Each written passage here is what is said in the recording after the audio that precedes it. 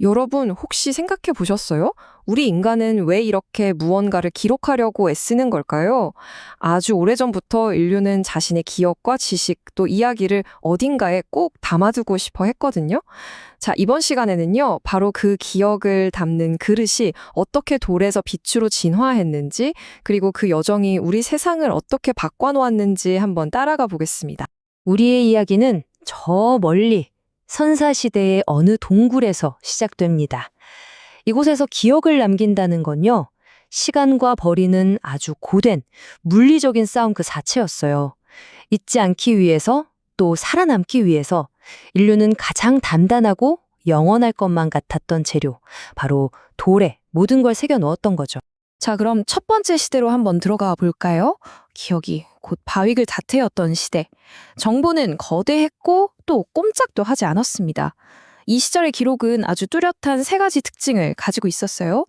초기의 기록은요, 그게 새겨진 벽만큼이나 거대했습니다. 정보 하나가 거의 건축물이나 다름없었던 거죠. 예를 들어 들소 한 마리를 기록하고 싶으면 정말 들소만한 벽이 필요했던 거예요. 그리고 이 정보는 당연히 움직일 수가 없었습니다. 이 기록을 보려면 우리가 직접 그 동굴까지 가야만 했죠. 정보가 우리한테 오는 게 아니라 우리가 정보를 찾아가야만 했던 시대. 지금과는 정말 다르죠? 한번 상상해 볼까요? 이 기록을 남기려면 얼마나 엄청난 노력이 필요했을지. 까득까득 어딘가에서 돌이 돌에 긁히는 소리가 들리는 것 같지 않으세요? 기록 하나하나가 누군가의 땀과 시간, 그리고 생존을 향한 간절한 마음 그 자체였습니다. 자, 그런데 인류 역사의 첫 번째 거대한 혁명이 찾아옵니다. 바로 지식이 드디어 발이 생긴 거죠. 정보가 세상을 여행하기 시작한 시대, 바로 종이의 시대가 열립니다. 돌과 종이, 이 둘의 차이는 정말 극명했어요. 무겁고 한 곳에만 있던 생존의 기록이 가볍고 쉽게 복제할 수 있는 대중의 지식으로 바뀌게 된 거죠. 가장 큰 차이점은 뭐였을까요? 네, 바로 이동성이었습니다. 이 문장 하나가 모든 걸 설명해 주죠. 종이는 가벼웠고 지식은 멀리 퍼져나갔다. 정말 단순한 변화 같지만 이 덕분에 아이디어와 처음으로 산을 넘고 바다를 건널 수 있게 된 겁니다. 지식이 더 이상 한 곳에 묶여 있지 않게 된 거죠. 하지만 여기서 또 다른 한계에 부딪힙니다. 종이라는 것도 결국엔 사람이 일일이 손으로 쓰고 옮겨야 했잖아요. 이걸 어떻게 하면 즉시 무한대로 복제해서 빛의 속도로 보낼 수 있을까요? 바로 이 질문이 우리를 아날로그에서 디지털의 세계로 안내합니다. 드디어 기계의 시대가 열립니다. 빛과 자석, 이런 신호들을 가지고 기억을 저장하기 시작한 거죠. 조금은 투박했지만 정말 혁신적이었던 초기 디지털 시대로 한번 가보시죠. 이제부터 기억은 더 이상 우리가 아는 그림이나 글자가 아니게 돼요. 대신 물리적인 디스크 위에 0과 1, 이런 신호들로 저장이 되는 거죠. 그러니까 정보가 처음으로 사람의 눈이 아니라 기계의 눈으로 읽히기 시작한 거예요. 혹시 이 시대의 소리 기억하시는 분 계세요?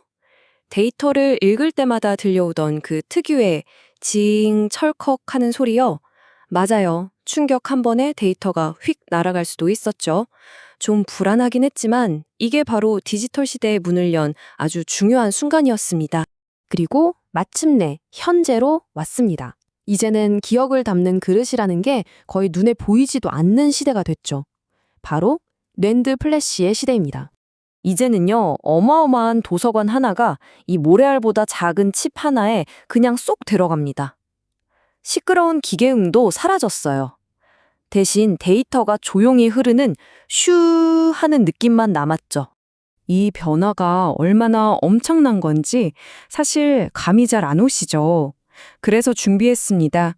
돌멩이에서 모래알까지 그 크기 변화를 숫자로 직접 한번 보여드릴게요. 자, 먼저 모든 것의 시작이었던 동굴벽.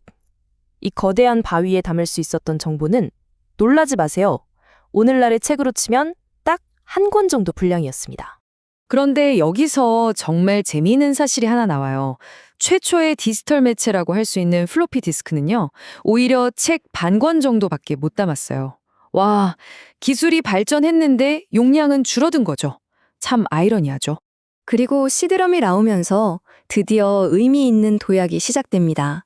작은 책장 하나 정도, 대략 300권 분량의 책이 이 동그란 판 하나에 들어갈 수 있게 된 거예요. 그리고 지금입니다. 여러분 손톱보다도 작은 이 마이크로 SD 카드 하나에요. 무려 50만 권이 넘는 책이 들어갑니다. 와, 이건 뭐 비교가 안 되죠? 저장 용량이 그야말로 기하급수적으로 폭발적으로 늘어난 겁니다. 자, 돌에서 빛까지 우리가 함께 걸어온 이 엄청난 여정, 이게 대체 어떤 의미를 가지는 걸까요? 한번 정리해 보겠습니다. 처음엔 고정된 물리적인 기록이었던 돌에서 시작해서 휴대는 되지만 여전히 손으로 써야 했던 종이 시대를 거쳐 기계의 힘을 빌린 디스크의 시대를 지나 마침내 눈에 보이지도 않고 무한에 가까운 이 실리콘과 전자의 시대까지. 이게 바로 인류가 기억을 담아온 그릇의 진화 과정입니다. 결국 이 모든 이야기는 딱 한 문장으로 정리할 수 있을 것 같아요.